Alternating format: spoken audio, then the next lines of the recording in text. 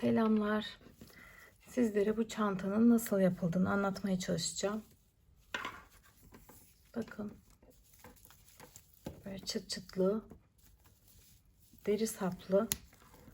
Tabi isterseniz siz buraya kendiniz de sapını örebilirsiniz.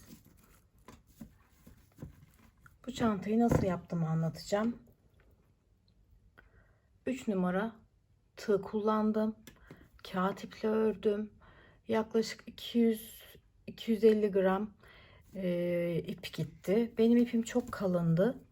O yüzden örnek de biraz sert oldu. Siz bunu dikkat ederseniz biraz hani kalın değil, orta sertlikte bir ip olursa daha güzel olacaktır. Şöyle size yapısını göstereyim ben. Bu şekilde. Şimdi bakalım. Eni 15 santim. Boyu 20 santim oldu. 28 zincirle başladık. Ben daha önce bu modelin 24 zincirle başlayarak yapmıştım. O daha dar olmuştu. Hani daha telefon sadece koyulabilirdi. Buna telefon dışında peçete, işte başka şeyler de koyulabilir. Bir tık daha büyük yaptım bunu. Siz sadece telefonu isterseniz 24 zincirle de başlayabilirsiniz. Ben 28 zincirle başladım. Gerçekten dolu dolu, çok göz alıcı bir model. Şimdi sizlere bunun yapımını anlatmaya başlayacağım. Lütfen beğenmeyi ve beni takip etmeyi unutmayın.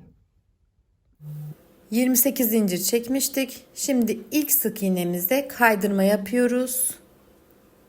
İkinci sık iğneye ip dolayıp ip alıp üçünü birlikte çıkarıyoruz. Bu yarım trabzan oluyor.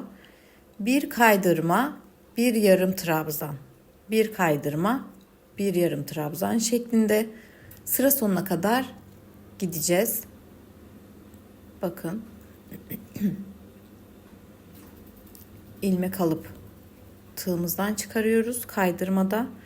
Diğerinde ip dolayıp tekrar ilmek alıp üçünü birlikte çıkarıyoruz. Bu şekilde sıra sonuna kadar gidip sıra sonunda tekrar size göstereceğim.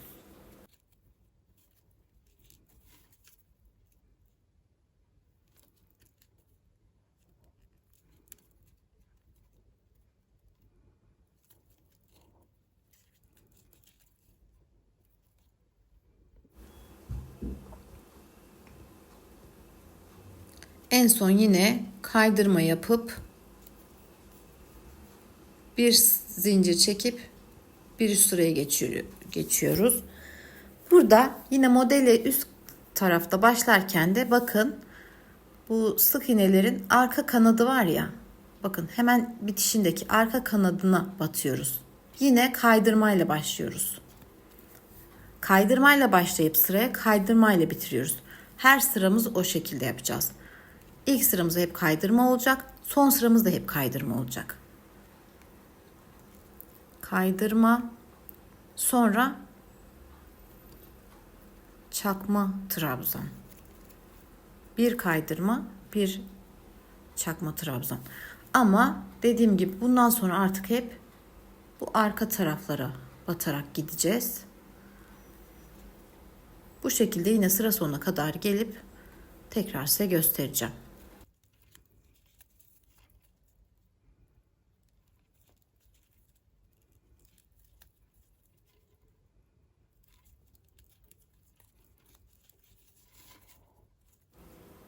Evet, şimdi en son kaydırma yapmıştım. Şimdi yine çakma trabzan yaptım. Yine bu arka tarafa. Bakın yine son sık iğnemizi de kaydırmayla yapıp bir zincir çekip bir üst sıraya geçiyoruz. Yine bir üst sıraya geçtiğimizde bakın hemen dibindeki ilmeğe, arka kanadına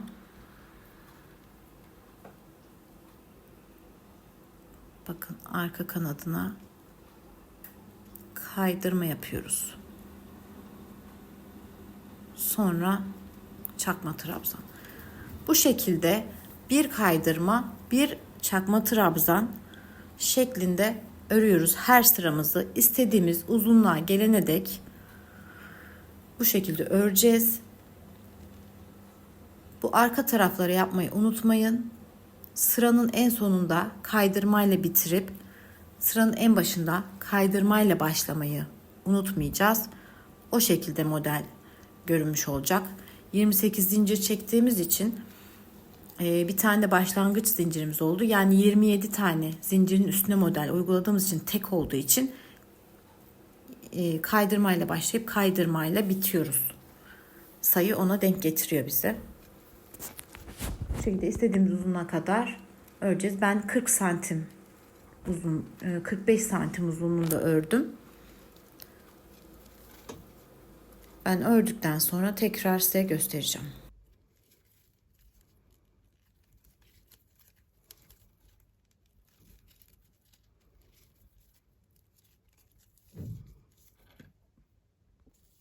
Evet, son sırayı birlikte yapalım. Bir zincir çekip bir üst sıraya geçiyoruz. Bakın. Bu arka taraflarına batıyorduk. Kaydırmayla başlayıp kaydırmayla bitiriyorduk sıramızı. Kaydırma yaptım. Şimdi çakma trabzan diyoruz buna. Şimdi bir tane kaydırma. Şimdi ip alıp hepsini birlikte çıkarıyoruz. Buna çakma trabzan deniyor. Kaydırma, çakma trabzan, kaydırma.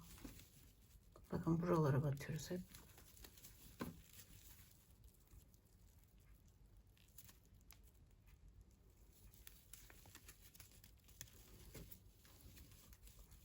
Alıyorum. Tekrar bakın. Buraya. Evet, bu şekilde bu sırayı bitireceğim. Çanta. Evet, son 2 sıram kaldı, onu da göstermek istedim. En son kaydırma yapmıştım. Şimdi ip dolayıp yapıyorum ve yine kaydırmayla bitireceğim. Bakın, bu sondakini atlamayın. Kaydırma yapıyorum ve sıram bitmiş oldu. Evet, şimdi bir zincir çekip arka tarafa dönüyorum ve kaydırma yaparken bu sefer hani buralara batmıştık ya, şimdi böyle hepsini normal batacağız. Yani son sıramızı böyle yapacağız. Böyle.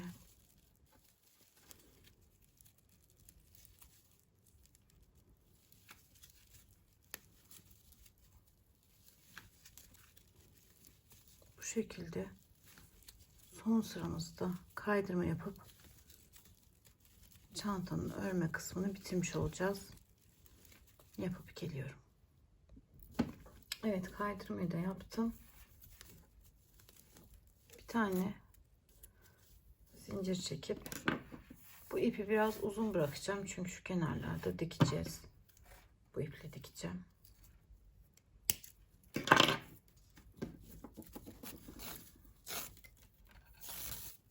Evet. Şimdi çantamız örme işlemi bitti diyelim.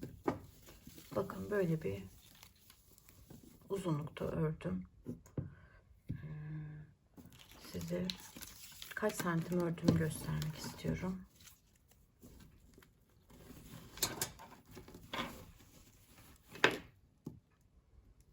İşte 45,5 santim ördüm.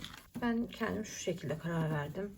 İşte telefon sığarım içine veya birkaç parça daha şey sığsın istedim. Ve bayağı geniş oldu bence. Bu şekilde. İsterseniz kapağı daha büyük de, yani böyle de yapabilirsiniz. Bu size kalmış. Ben böyle yapmayı düşünüyorum. Şimdi buradan dikeceğiz. Sonra şuraya da bir tane çıt çıt yapacağız.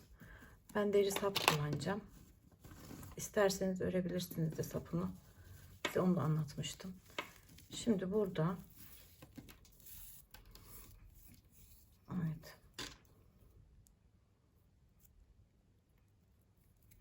iğne geçirelim. Yamukluk olmasın diye ben ayrıca bunu ütülemedim. Ütüleyebilirsiniz de. Şimdi şuradan şöyle bir çatal iğneyle tutturursak kaymaz. Siz de böyle yapın.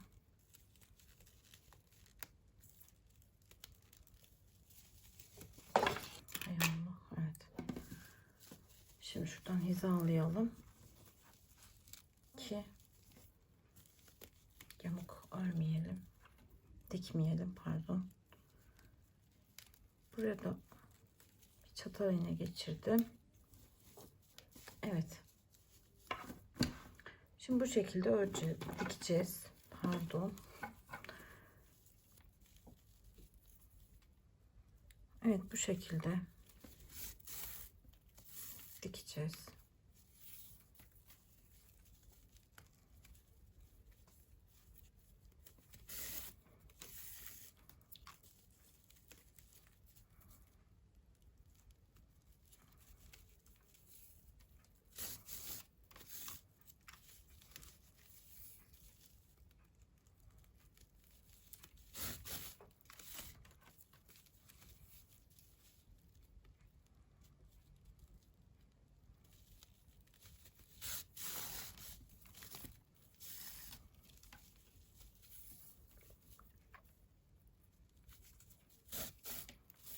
Böyle ben aşağı kadar dikeceğim.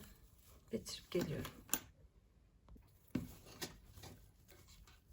Bakın sonuna kadar geldim.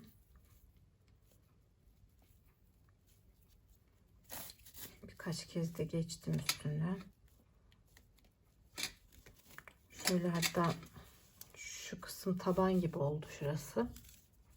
Şimdi aynı buradan da bu şekilde böyle buraya kadar dikeceğim. Sonra geleceğim. Evet, bakın ben diktim bu kenarlarını. Şu şekilde. Böyle şekilde. Şimdi bunun çıt çıtını yapacağım. Sonra deri sapını takıp sizlere göstereceğim. Çok güzel bir model. Bakın çok dolgun. İpim biraz sert olduğu için de yapısı da sert oldu. İnce ip kullanırsanız daha güzel olacaktır. Çünkü bu kalın ipi de zorluyor model. Şimdi hemen çıt çıt yapıp geliyorum. Evet, ben çıt çıtımı yaptım. Deri sapımı da taktım ve çantamı bitirdim. Bakın çok güzel oldu gerçekten. Evet. Böyle bakalım. Uzunluğu 20 santim. 20 santim. Eni de 15 santim oldu.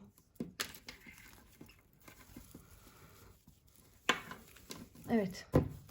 Yapacak arkadaşlara kolaylıklar diliyorum. Eğer yaparsanız da fotoğraflarını bekliyorum. Lütfen emeklerim için beğenmeyi ve abone olmayı unutmayın. Instagram sayfamdan da beni takip edebilirsiniz. Şimdilik hoşça kalın. Tekrar yeni bir videoda görüşmek üzere.